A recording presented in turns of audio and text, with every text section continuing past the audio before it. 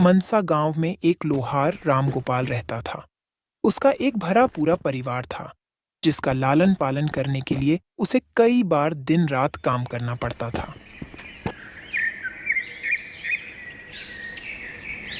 रोज की तरह आज भी काम पर जाने से पहले रामगोपाल ने अपनी पत्नी से कहा, अरे शीला, कहाँ हो? जल्दी मेरे खाने का डिब्बा लेकर आ जाओ, मुझे देर हो रही है। पत्नी जब डिब्बा लेकर आई तो रामगोपाल ने कहा, मुझे आज आने में देर हो जाएगी। शायद मैं देर रात को ही आऊं। तुम खाना खाकर सो जाना। इतना कहकर रामगोपाल अपने काम पर निकल गया। काम पर जाने का रास्ता एक जंगल से होकर गुजरता था। वहां जैसे ही रामगोपाल पहुंचा, उसे कुछ आवाज सुनाई दी।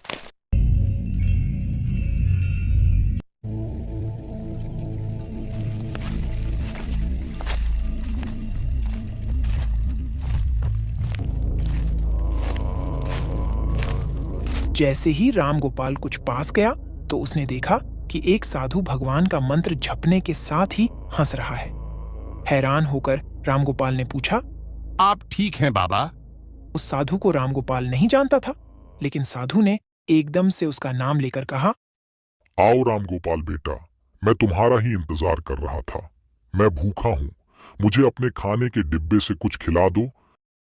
बाबा से अपना नाम सुनकर रामगोपाल हैरान था, लेकिन उसने कोई सवाल नहीं किया और सीधा अपना खाने का डिब्बा निकालकर उन्हें दे दिया। देखते ही देखते बाबा ने रामगोपाल का सारा खाना खा लिया। उसके बाद उस साधु ने कहा, बेटा मैं तो सारा खाना खा गया, अब तुम क्या खाओगे? मुझे माफ करना बेटा। कोई बात नहीं बाबा, मैं काम के लिए बाजार जा रहा हूं, तो मैं वहीं कुछ खा लूंगा। यह सुनकर उस साधु ने रामगोपाल को खूब आशीर्वाद दिया।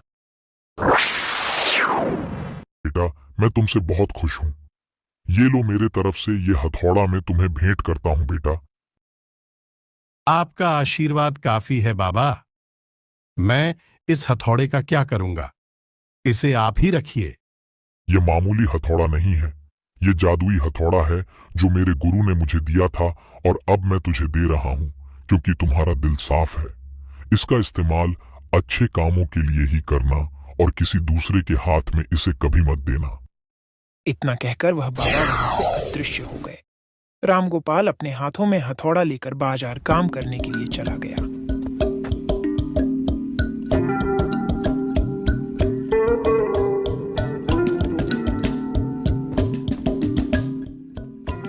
औजार बनाने से पहले उसके दिमाग में आया कि आज इसी हथौड़े से लोहा पीटता हूं। जैसे ही उसने लोहे पर हथौड़े से चोट मारी, वो सीधा औजार बन गया। दूसरी चोट में लोहे के बर्तन बन गए। रामगोपाल समझ गया कि यह सही में जादुई हथौड़ा है। वो जो बनाने की सोच के साथ लोहे पर चोट मारता, लोहा सीधा वही बन जाता। जादुई हथौड़े की वजह से रामगोपाल का काम जल्दी खत्म हो गया और वो अपने साथ ही उस जादुई हथौड़े को घर ले गया। इसी तरह रोज रामगोपाल उस हथौड़े से जल्दी काम खत्म कर लेता और कई बार ज्यादा बर्तन बनाकर उन्हें गांव के लोगों को भी बेच देता था। धीरे धीरे उसके घर के हालात पहले से कुछ ठीक होने लगे। एक दिन गांव का मुखिया उसके घर आया। नमस्ते मुखिया जी। अहोर भाग्य हमारे जो आप मेरी कुटिया में पधारे। कृपा करके कुर्सी पर बैठें। नहीं रामगोपाल, बैठना नहीं है, बस तुमसे एक गुजारिश है। हम गांव वालों को शहर जाने में बहुत ज्यादा समय लगता है। क्या तुम अपने हथौड़े से गांव और शहर के बीच आने वाला एक पहाड़ तोड़ने में मदद करोगे? इससे बीच में एक सड़क बना लेंगे और गांव से शहर का सफर आसान और छोटा हो जाएगा। क्यों नहीं मुखिया जी, ये मेरे लिए बड़े सौभाग्य की बात होगी कि मैं आप लोगों के काम आ सका। मैं कल ही जाकर उस पहाड़ को तोड़ दूंगा। और फिर अगले दिन रामगोपाल पहाड़ को तोड़ने के लिए निकल गया। क्योंकि रामगोपाल को मेहनत करने की आदत थी, तो वह जल्दी ही पहाड़ पर चढ़ गया और उसे तोड़ने लगा।